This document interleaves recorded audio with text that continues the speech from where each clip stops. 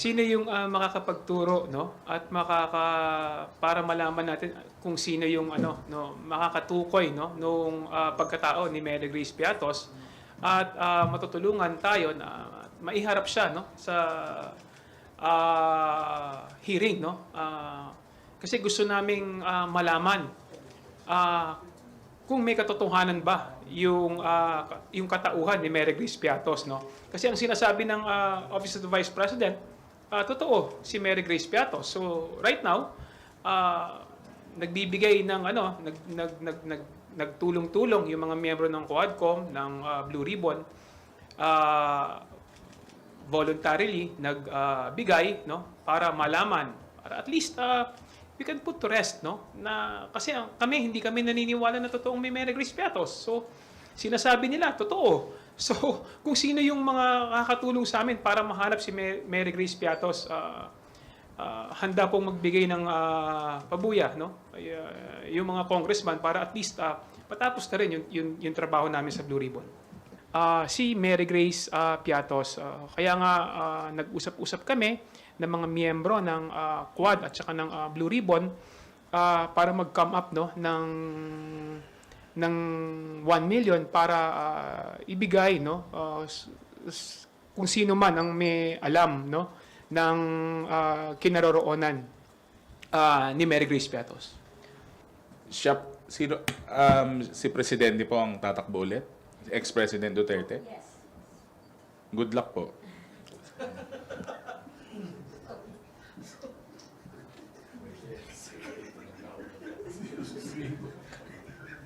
Kong Jay.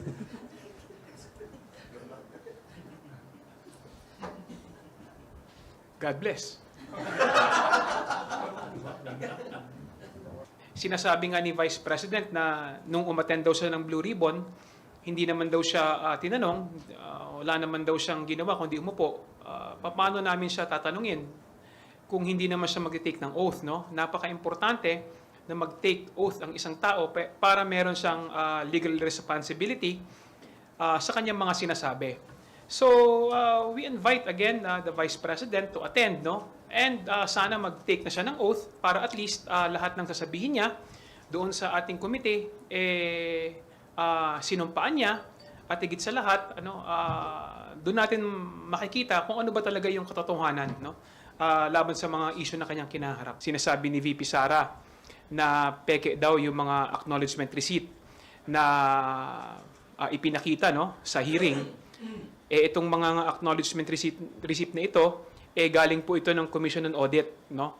At sinabi nga ng Commission on Audit na ito yung mga ipinasa na acknowledgement receipt ng Office of the Vice President. So paano mo sasabihin, no, na ito ay mga peke? Ang pondo nagastos ng 11 days, mas ano pa yan, mas mabilis pa. Sabi nga natin, kung si Napoles, 60 days niya naubos yung pondo, ito, 11 days lang, no? Hindi ko alam, parang paiba-iba yung statement kasi before they told the House na bahala na po ang House of Representatives saka Senate dun sa, kumbaga dun sa hatol, dun sa budget nila. Pero ngayon, parang nag-iiba yung statement. And yung sa tulong naman po, nakaset up naman po yung regional agencies natin eh. So, may iwasan pa nga na may duplication. Pero paiba-iba nga ng statement eh. Parang siguro sinusubukan nilang ibudol-budol yung mga iba dyan para ma-confuse, para ewan ko kung gusto nila na maawa sa kanila o genuine na humihingi ba sila ng tulong. Ang hirap na rin kasing paniwalaan dahil yun nga, parang budol-budol statements na naman eh. So, ayoko naman pong pangunahan ang ating mga kasama sa Senado, pero Good morning, honorable House leaders, ladies and gentlemen. Welcome to our Monday edition of our press conference. I'm Ryan Ponce Papaco, and I'll be moderating today. Before we start, we offer our prayers to those who were affected by recent super typhoon Pipito, and we hope that your loved ones are safe and secure, and we pray also that there will be no more destructive weather disturbances in the coming months. Today, I'm honored to introduce our distinguished speakers. We have House Deputy Majority Leader and La Union 1st District Representative Francisco Paulo P. Ortega V, and House Committee on Basis Conversion Chairman and Zambales 1st District Representative Jefferson J. F. Conghon. Before I give our guest to everyone, sir, can you please deliver your short opening remarks? Naimbagabigat tayo amin. Magandang umaga po sa ating mga listeners, mga kababayan natin. For today's press con, sana po lahat okay, sana po safe at wala naman po masyadong natamaan nung nakarang. Medyo malakas po yung huling bagyo natin. Morning. Good morning po sa inyo lahat. Thank you. Let's start with Mela Lismoras from PTV4. Hi, good morning po mga kong. Unahin ko lang po, kumustahin ko po sana yung naging epekto ng bagyong Pepito sa inyong mga distrito. I understand yung La Union umabot pa sa signal number 4, yung nakataas sa inyo. At kumusta po yung relief efforts yun nga sa La Union at sa Zambales? Thank you po. Yung sa amin naman, medyo malakas yung hangin, signal number 4. Medyo marami lang nag-early evacuation naman kami, tapos naka-preposition naman ng mga relief packs, of course, from our partners sa DSWD, saka yung mga personal din po na binigay natin na tulong. Although parang mas malakas, mas na-feel nila yung effect ng nakaraang bagyo dahil mas malakas yung ulan. Mas mahangin lang ng konti ngayon. So far, sa district ko, parang wala pa namang casualties na na-report. So far, so good. Sana nga po, kung pwede lang bawasan yung bagyo dahil medyo dire-diretso po, tinatamaan ng yung yung northern part ng Luzon. So, yun lang naman po from my end. Well, nakakalungkot nga na sunod-sunod yung naging bagyo na sumalanta dito sa ating sa ating bansa. Pero hindi naman po nagpapabaya ang ating administrasyon. Talagang ginagawa ng ating presidente sa tulong ng ating House Speaker ang lahat ng kanilang magagawa para tulungan yung mga nasalanta, lalong-lalo na sa Camarines Norte, Camarines Sur, Albay, ngayon sa Catanduanes.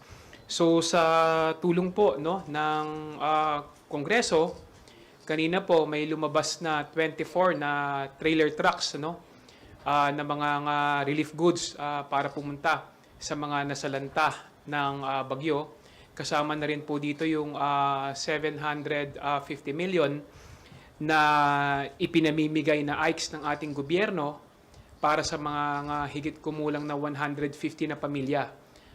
Alinsunod ito sa utos ng ating Pangulo sa pamamagitan ni Speaker Martin Romualdez na kailangan tulungan, huwag pabayaan ng mamamayan, lalong-lalo na yung nasalanta ng bagyo sa Kabikulan.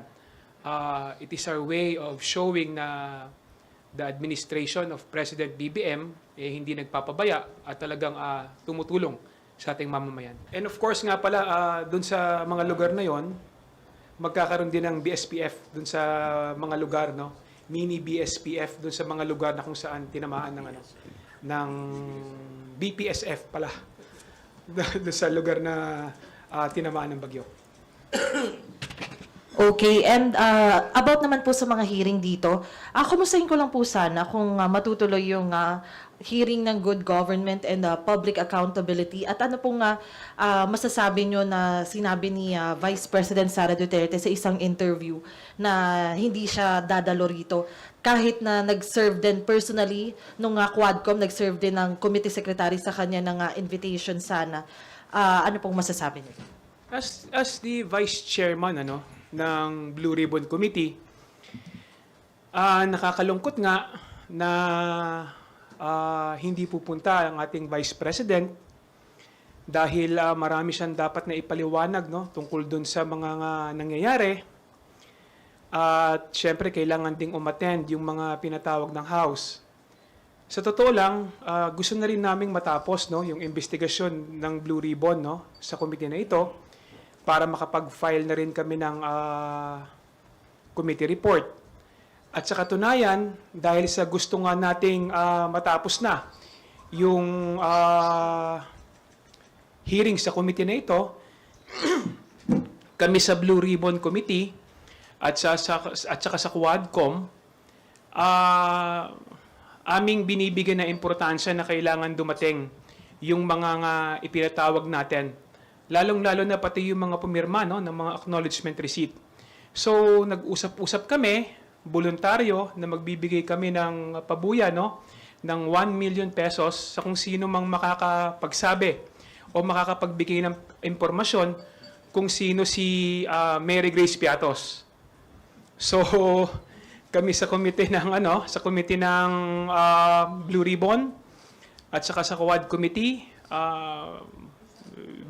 nagboluntaryo kami na mag-produce ng 1 million kung sino man ang makapagbibigay, no, ng impormasyon patungkol kay Mary Grace Piatos at least para maka-attend siya sa hearing.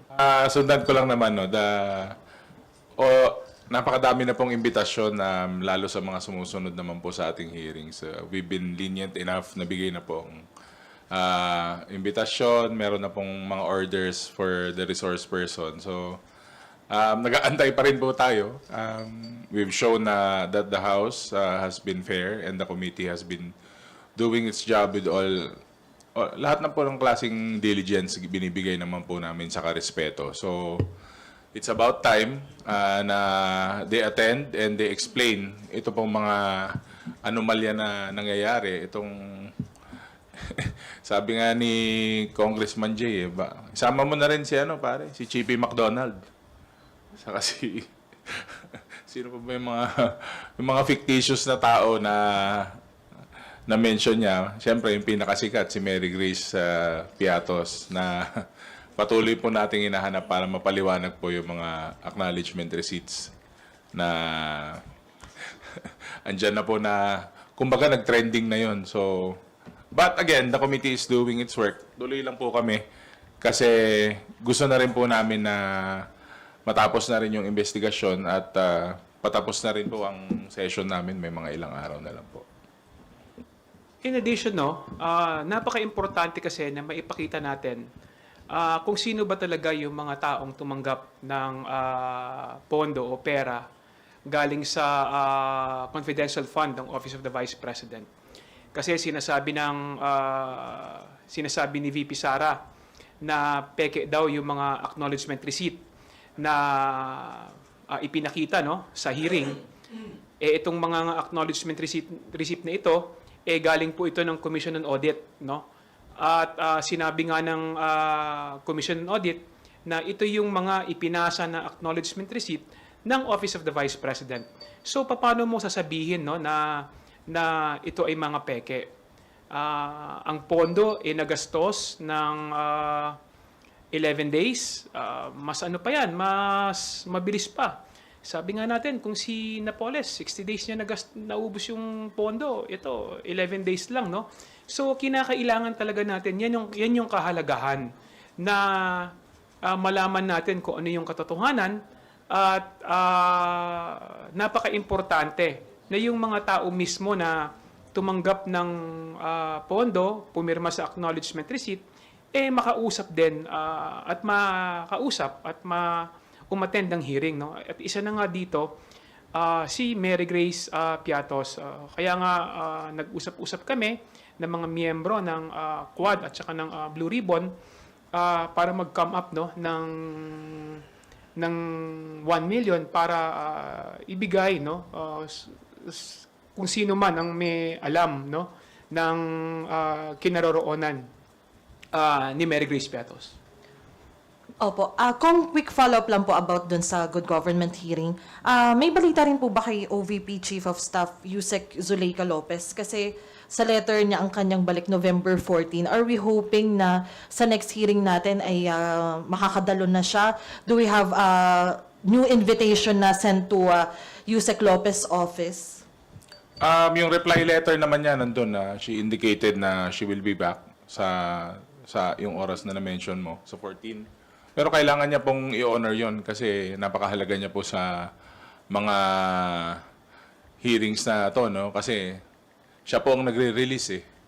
Ah, mas marami po siyang masasagot na importanteng mga katanungan and hopefully she would shed light dito sa mga anomalya na nahanap po ng Good Government Committee. Salamat. Ang balita ng committee is dumating na siya. Actually, November 14, ang balita ng ating committee dumating na siya. So ini-expect natin sa Wednesday, attend siya dahil nga nakatanggap na siya ng subpoena, no? So ini-expect natin na susunod siya sa imbitasyon ng komite at magpapakita na at least para magbigay linaw patungkol dun sa paggastos ng Office of the Vice President ng kanyang confidential fund. Thank you. Next question from Kat Porbes from Radyo Pilipinas. Sirs, good morning po. Meron pong recent na statement si Senator Win Gatchalian regarding po doon sa panukalang po doon ng Office of the Vice President. Although inapprove sa plenary yung budget na inadopt ng plenary yung budget na binigay po ng House of Representatives na yung version. Plano daw po nila na dagdagan daw po yun dahil marami daw pong humihingi ng tulong sa Vice President and yung dagdag na pondo na yon is gagamitin po, pantulong naman daw. So ano po yung reaction ninyo doon? Hindi ko alam, parang paiba-iba yung statement kasi before they told the House na bahala na po ang House of Representatives saka Senate dun sa kumbaga dun sa hatol dun sa budget nila. Pero ngayon parang nag-iiba yung statement and yung sa tulong naman po, nakaset up naman po yung regional agencies natin eh. So may iwasan pa nga na may duplication pero paiba-iba nga ng statement eh parang siguro sinusubukan nilang ibudol-budol yung mga iba diyan para ma-confuse, para ewan ko kung gusto nila na maawa sa kanila o genuine na humihingi ba sila ng tulong. Ang hirap na rin kasing paniwalaan dahil yun nga, parang budol-budol statements na naman eh. So ayoko naman pong pangunahan ang ating mga kasama sa Senado pero alam naman po nila maghimay ng budget parang dito po sa Congress. Nakita po natin na hindi maipaliwanag po itong mga programa na nilatag nila dito sa House of Representatives. Ano nakita namin na hindi maipaliwanag? Wala naman pong gusto magpaliwanag. Wala naman pong kaukulan na sabi nga nila, ika nga, resibo. Wala pong resibo na makita. Ano naman ang gagamitin mong rason para ituloy yung budget na yun kung underutilized siya o hindi man lang nagamit ng maayos. In addition dun sa sinabi ni DML Ortega, no? Syempre kailangan ng transparency and accountability sa lahat ng budget at pondo na ibinibigay ng ating pamahalaan. Nakita naman natin ngayon yung pag-iwas ng opisina ng Office of the Vice President, ni Vice President Sara, sa accountability and transparency kung paano nila ginagamit yung pondo. So, paano pa natin sila pagkakatiwalaan? Yung 700 plus million na ibinigay ng Kongreso at saka ng Senado sa kanya, tingin namin is tama na yon. Kumbaga, enough na yon para makapagpatakbo ng kanyang opisina. Kasi nga, paano mo pagkakatiwalaan kung hindi niya mai-account yung pera na ipinagkatiwala sa kanya ng ating mamamayan. Sa bawat pera na ibinibigay, pinagkakatiwala natin, kailangan talaga ng transparency. Ayaw na natin na magkaroon, sabi nga ni DML Paulo, ayaw na natin magkaroon ng iba pang Mary Grace Piatos at Chippy McDonald's sa mga liquidation report at saka sa acknowledgement receipt.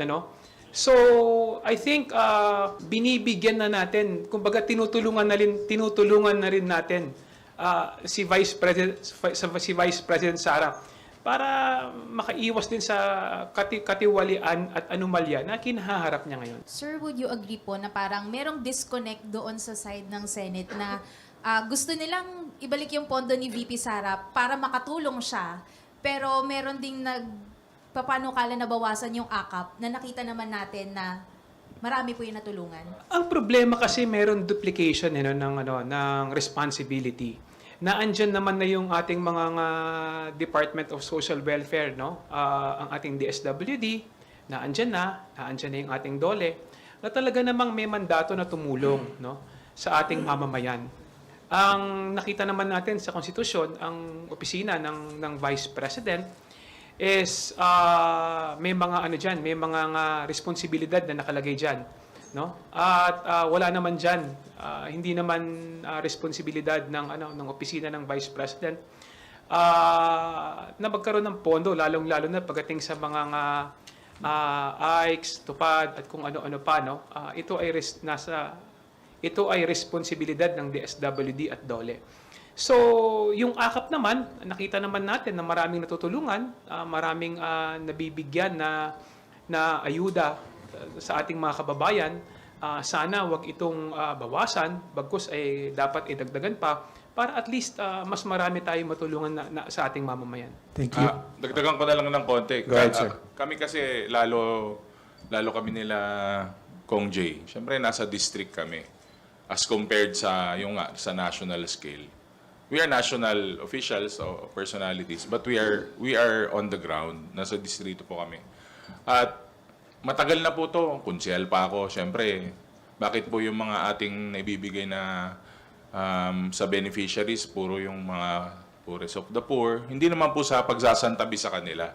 Pero marami po tayong trabahador sa ka-workers na talagang sakto lang yung kinikita nila. And the lower middle class, talagang na-address po ng AKAP yung concern nila eh. Sabi ko nga po pag nasa ground ako, di ba pag binibigyan ka ng AKAP, parang comforting, parang nabibigyan ka ng temporary na relief.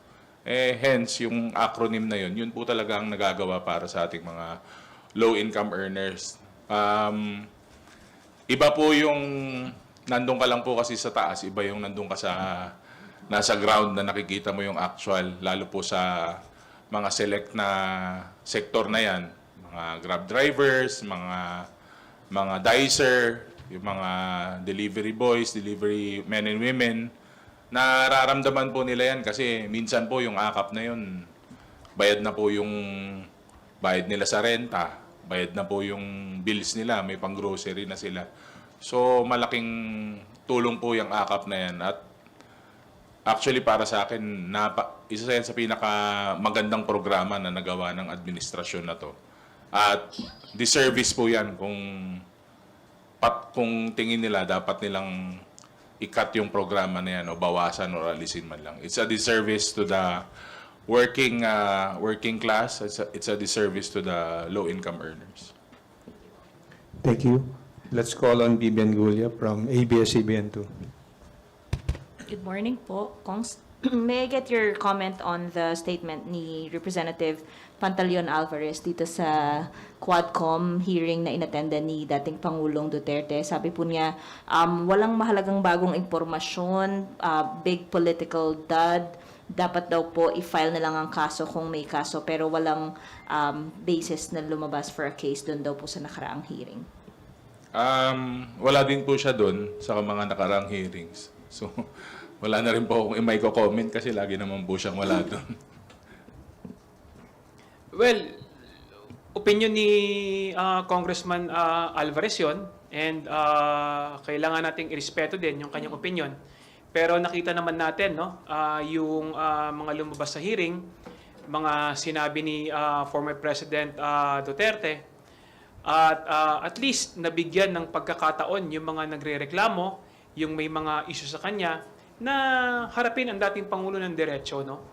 Napaka-importante nito para at least mabuksan yung mga issue na kinaharap ng ating former president. Lalong-lalo na yung issue sa extrajudicial killing, doon sa issue sa korupsyon at sa kung ano-ano pa, no? So napaka-importante na nabuksan ulit yung mga issue, lalong-lalo na patungkol doon sa kung ano yung mga kinaharap na issue ng dating Pangulo. So you think po, base sa hearing, may solid evidence po against the former president to file a case against him? And ano pong mga kaso ito? Hindi pa naman po tapos yung mga hearing. So talagang kailangan po nating puliduhin, no? Alam naman po natin hindi naman we're taking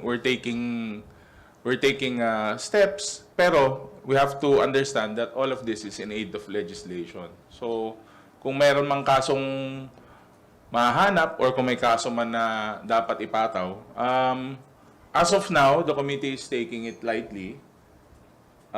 In the terms of yung kasi binabato nila yung word na impeachable, binabato nila yung mga kaso. Pero we're taking it lightly right now sa committee kasi nga po, hindi pa naman po tapos yung aming kinokondak na hearing. So, mas maganda po, mabuo po namin. Kaya nga po, inaantay namin yung mga importanteng resource person na will shed light to these hearings. Pero, yun nga, patuloy po na umiiwas, patuloy din po.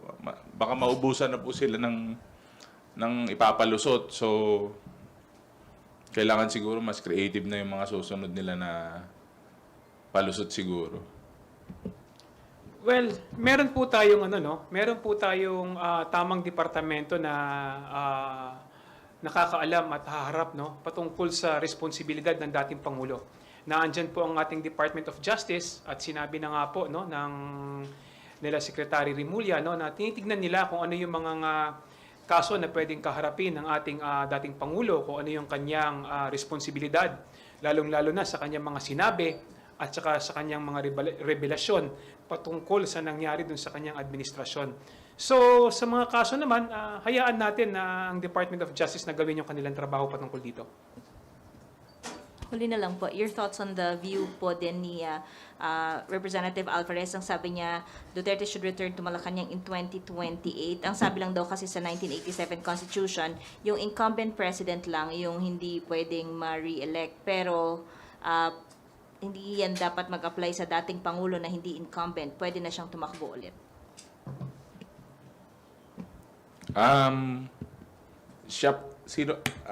Si Presidente po ang tatakbo ulit? Ex-President Duterte? Yes. Good luck po.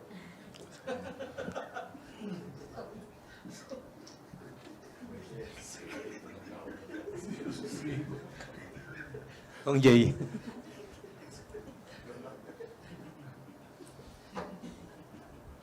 God bless.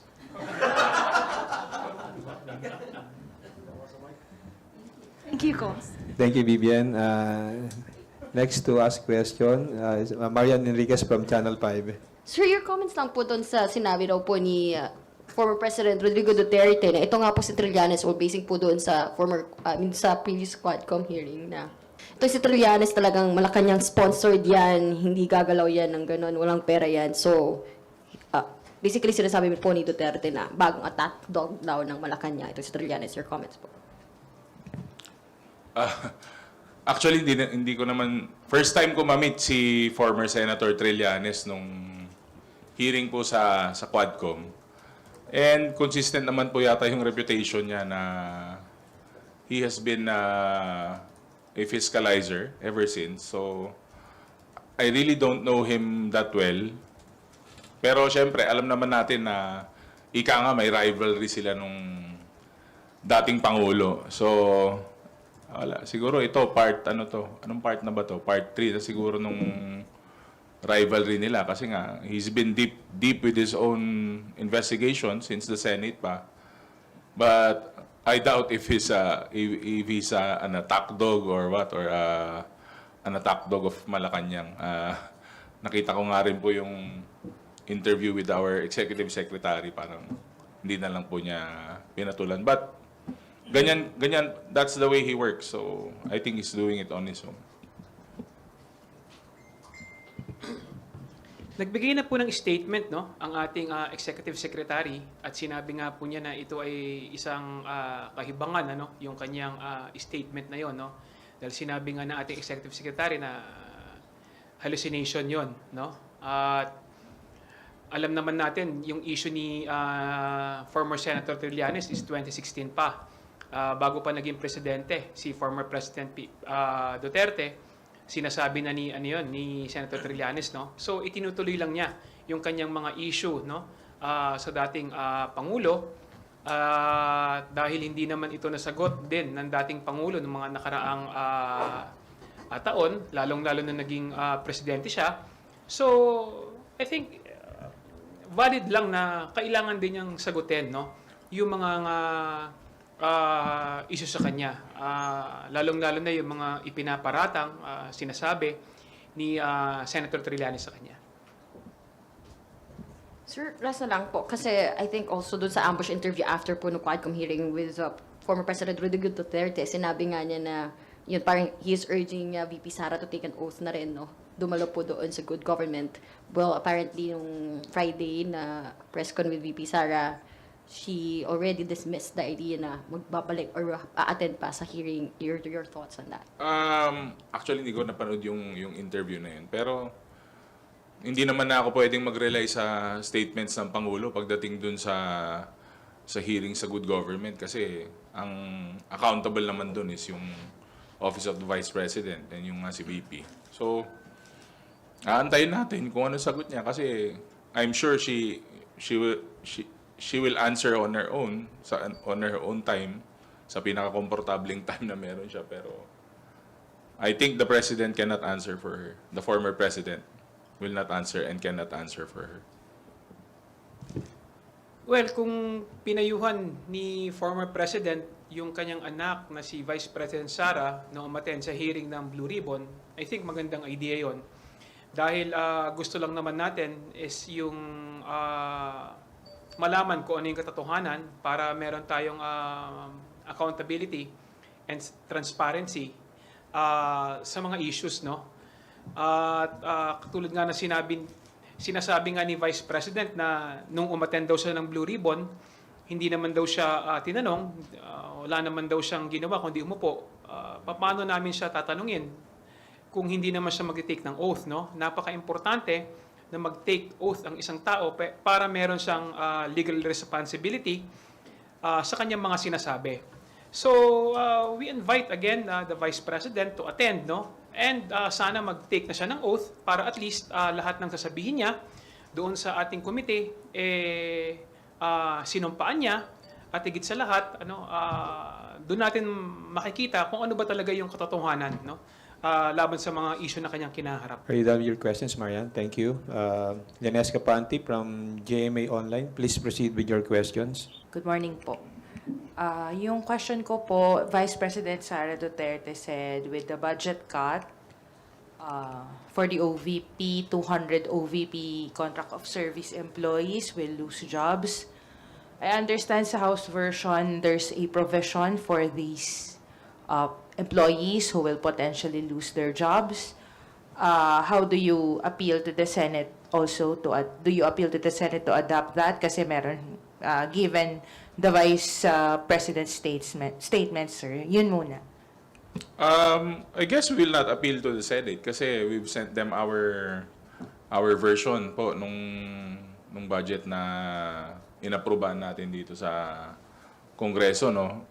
Siyempre, discretion po nila 'yon. Meron din po silang karapatan na busisiin saka tignan po yung budget ng ating Office of the Vice President. And hindi naman po enough na reason yung employment for me. And I'm sure kaya nga po nagka-problema sa employment eh. Kaya po nagkaroon ng ganyan na problema dahil po yung fulfillment nga po ng trabaho, unang-una yung utilization rate, yung burn rate, hindi na gamit maigi yung mga programa na yan. Kaya nga po nagkaroon po ng issues sa slashes sa budget dahil paano mo lalagyan ng pondo, paano mo dadagdagan yung pondo, noong nakaraang taon, hindi naman nagamit. Sobrang underutilized.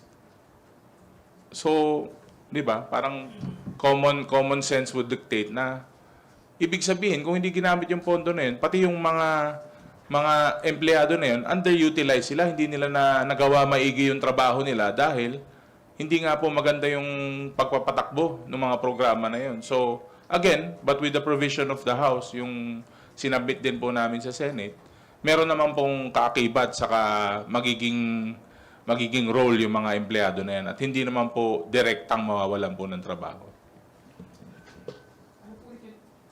Ano Ano ulit yung question? Paano yung 200 na mawawala ng trabaho? The Vice President pointed that out, yung 200 daw ang mawawalan. But I understand sa House version kasi Congressman Stella said something na hindi naman ito, parang there will be a provision for employees who will potentially lose their jobs as a result of the cut. So I'm just asking kung may update ba doon or Yes. where do you stand right now there? Yung 200 plus na sinasabi ni Vice President Sara na mawawalan ng trabaho, para ipaglaban, i-justify yung kanyang budget. The problem is, hindi na ginustify yung budget niya. So it's her responsibility. Sinabi niya, bahala ang Kongreso. Ilang beses siyang inimbitahan, hindi siya umattend, hindi siya pumunta para i-justify yung kanyang budget. And yet, pagkatapos, ibabalik niya sa Kongreso yung mawawala ng trabaho. In the first place, kung ginustify niya yung budget niya, at inayos niya yung paggamit ng pondo ng pamahalaan, walang mawawala ng trabaho at maayos yung trabaho ng Office of the Vice President. At baka nadagdagan pa. Cover any information.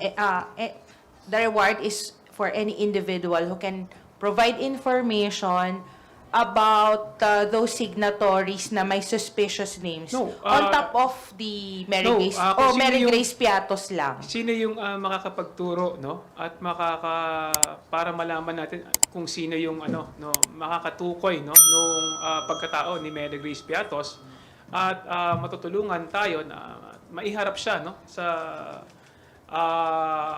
hearing, no?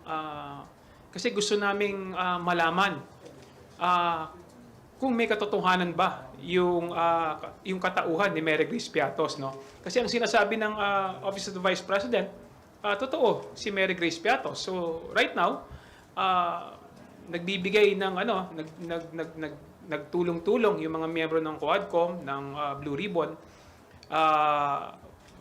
voluntarily nagbigay, no, para malaman, para at least we can put to rest, no? Na kasi hindi kami naniniwala na totoong may Mary Grace Piatos. So sinasabi nila totoo. So kung sino yung mga kakatulong sa amin para mahanap si Mary Grace Piatos, handa pong magbigay ng pabuya, no?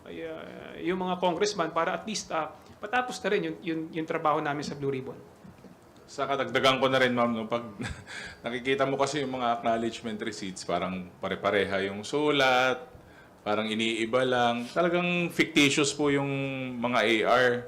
Sabi ko nga parang listahan lang sa sari-sari store yung mga acknowledgement receipts nila na palayaw lang yun nandun. Parang si Boy ganito, parang gano'n lang eh. So talagang minsan nakakatawa na lang actually. Yun nga sir, that's why I ask kung kasi I understand may ibang names din na sounds at least it sounds suspicious. So will that cover the reward or yung kay Mary Grace Piatos lang muna?